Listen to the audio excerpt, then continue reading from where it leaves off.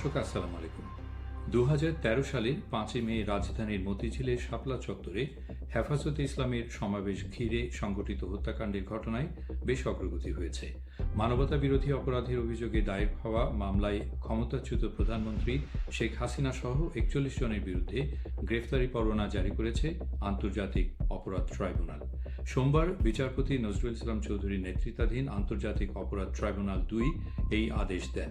একই সঙ্গে মামলার আনুষ্ঠানিক অভিযোগ গ্রহণ করে ট্রাইব্যুনাল পলাতক আসামিদের বিরুদ্ধে গ্রেফতারি পরোয়ানা জারির নির্দেশ দেয়। প্রসিকিউশনের দাবি, 2013 সালের 5 ও 6 মে হেফাজতে ইসলামের সমাবেশ ঘিরে ঢাকা শাপলা চত্বর, নারায়ণগঞ্জ, চট্টগ্রাম ও কুমিল্লায় সংগঠিত অভিযানে অন্তত 58 জন নিহত হন। তদন্ত সংস্থা নিহতদের পরিচয় শনাক্ত করেছে বলে জানানো হয়েছে। এই ঘটনাকে গণহত্যা ও মানবতা বিরোধী অপরাধ হিসেবে উল্লেখ করে অভিযোগ আনা হয়েছে। এই মামলায় শেখ হাসিনা ছাড়াও সাবেক মন্ত্রী, আওয়ামী লীগের শীর্ষস্থানীয় নেতা, সাবেক পুলিশ প্রধান, সেনাবাহিনীর সাবেক কর্মকর্তা, প্রশাসনের ঊর্ধ্বতন কর্মকর্তা এবং কয়েকজন সাংবাদিক সহ মোট 41 জনকে অভিযুক্ত করা হয়েছে।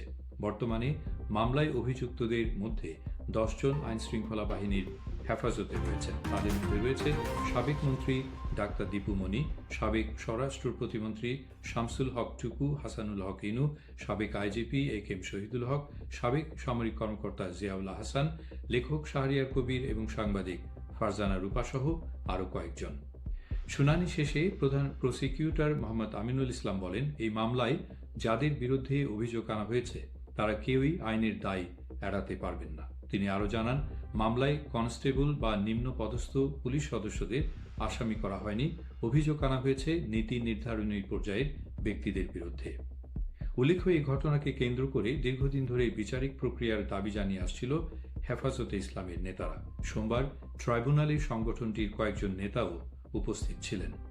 এখন এই মামলার পরবর্তী ধাপ হবে গ্রেফতারি পরোয়ানা বাস্তবায়ন এবং বিচারিক কার্যক্রম এগিয়ে নেওয়া।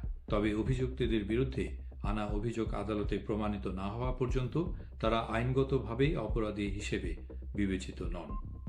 বাংলাদেশের বহুল আলোচিত এই মামলার পরবর্তী অগ্রগতি এখন দেশ জুড়ে রাজনৈতিক ও আইনি অঙ্গনে বিশেষ গুরুত্বের সঙ্গে পর্যবেক্ষণ করা হচ্ছে।